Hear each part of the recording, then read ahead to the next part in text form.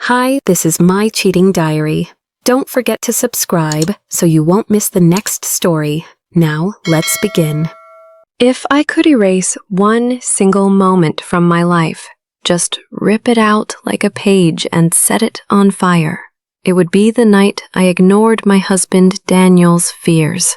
That choice, so small, so careless, destroyed everything I thought was unshakable. Even now, years later, I wake up replaying it in my head, asking myself the same question. How could I have been so blind? Daniel and I had been married for years, our lives stitched together by routine. We weren't flashy, but we were steady. Weeknight dinners on the couch, lazy Sunday mornings with coffee and the paper, quiet jokes only the two of us understood. It all felt ordinary in a comforting way. But one evening, while the TV flickered in the background, Daniel muted the sound and turned toward me. His eyes were troubled, shadowed in a way that immediately told me this wasn't casual. "Can we talk?" "It's about Mark," he said. Mark, his old college friend, had recently moved back to town. At first, it seemed harmless when he started coming around, dropping by with stories and laughter. Sometimes he'd even show up when Daniel wasn't home. I thought nothing of it. In fact, I welcomed the company. But Daniel's jaw was tight, his words deliberate. "He's around too much. Something about him doesn't sit right with me. He's too focused on you."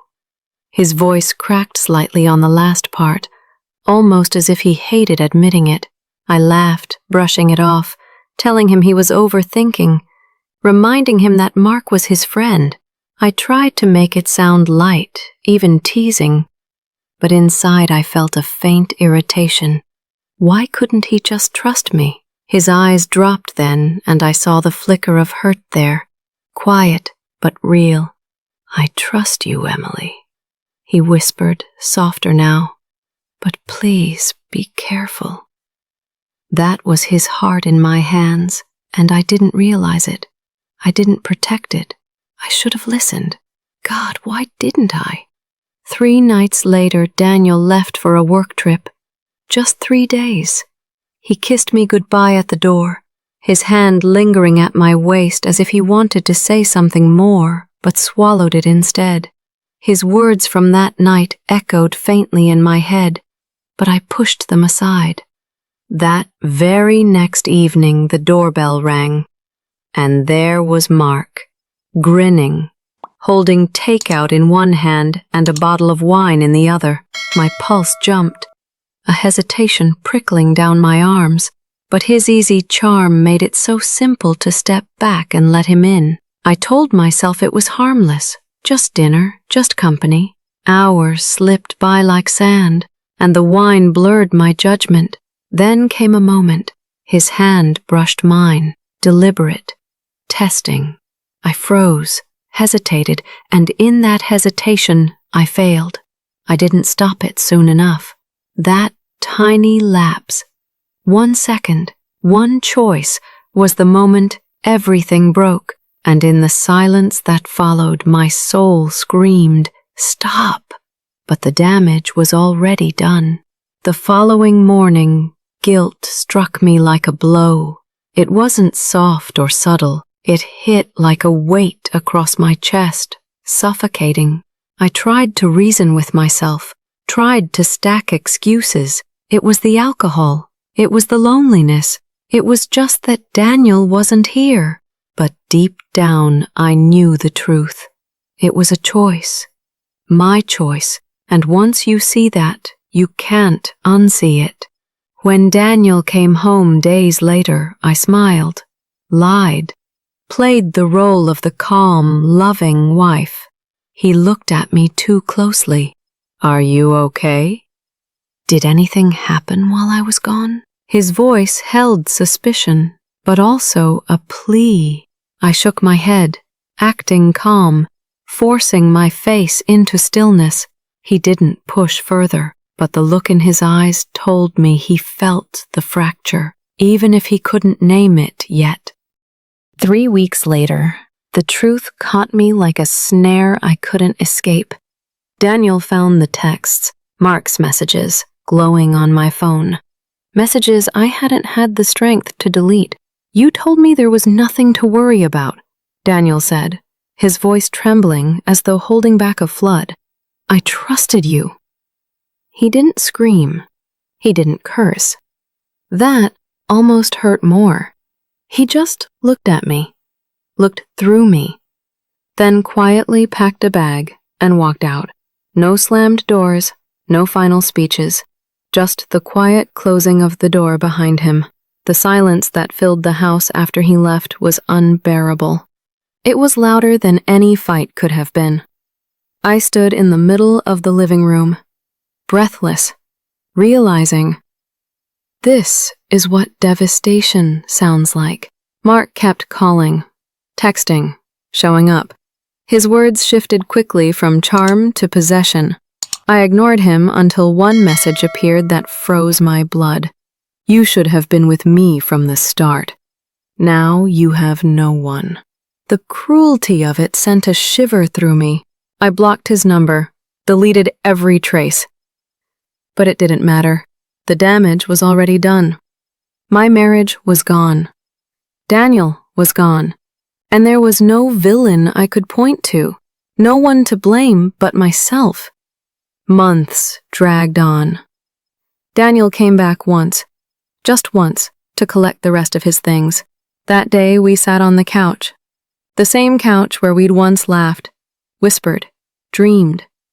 We talked. We cried. There were moments I thought maybe forgiveness could sprout in that wreckage. But when he looked at me, his eyes were steady. He admitted he still loved me, but love without trust is like a house without a foundation. It collapses under its own weight. Forgiveness never came. He walked out again, and that time I knew the door was closed for good. Now I live alone in this house. The walls feel colder, emptier, as if even the air remembers him and mourns. Sometimes, on anniversaries, I set the table for two out of habit, light a candle, then sit in silence. It's not nostalgia, it's punishment, like I deserve the echo of what I destroyed. Friends ask casually, "What happened with Daniel?" I smile, keep my voice light, and lie. "We just grew apart." They nod, satisfied. They don't know. They'll never know. The truth is a wound I carry alone, a secret that tastes like metal in my mouth. Mark faded after that final message. I erased him from every corner of my life, but the shadow of that night never left me. Eventually, I started therapy. At first, I thought I could bury the guilt, convince myself it wasn't there. But guilt doesn't vanish. It festers until you face it. One day, my therapist asked me, "When did you stop choosing your marriage?" And in that moment, I broke. Because the answer wasn't that night with Mark. It wasn't his hand on mine. It was earlier, the night Daniel came to me with his fears, when he was vulnerable and honest, and I dismissed him. That's when the crack began. That's when I failed him. That truth cuts deeper than losing him, because it shows exactly how careless I was with the one person who trusted me most. Daniel wasn't perfect. None of us are. But he was loyal. He was steady. He was good. And I threw that away because of pride, because of loneliness, because I didn't want to believe his instincts could be sharper than mine. Some nights I imagine him knocking on the door, his voice soft, telling me he forgives me. But healing, I've learned, doesn't always mean reconciliation. Sometimes it means letting go alone, carrying your regret like a scar that reminds you not to wound again. I'm trying to rebuild. I volunteer, mentor young women, teach them about boundaries, about listening when someone they love speaks from the heart. Not because I'm healed, but because I know the price of ignoring those moments. I know what it's like to lose everything over one night, one choice, one stubborn refusal to listen.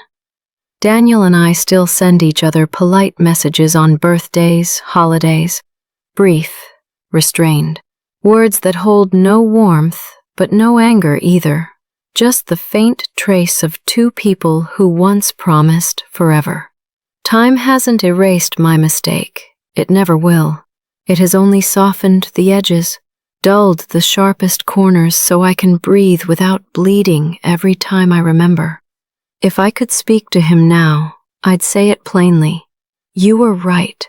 Your instincts were right. I was wrong.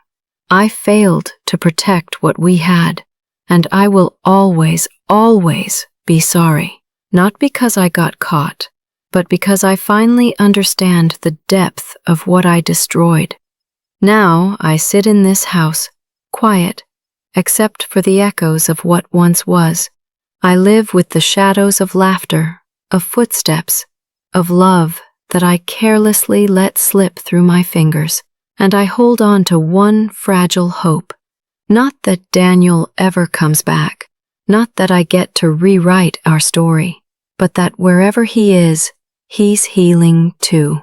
That he finds someone who listens the way I should have, because in the end, that's the only gift I can give him, the wish for a happiness I no longer deserve. Thanks for being part of this story. If you'd like to hear more, feel free to subscribe and tap the bell so you don't miss the next diary entry. I'm curious, what do you think about this one? Maybe you've lived through something similar. Drop your story in the comments below. Thank you for taking the time to listen.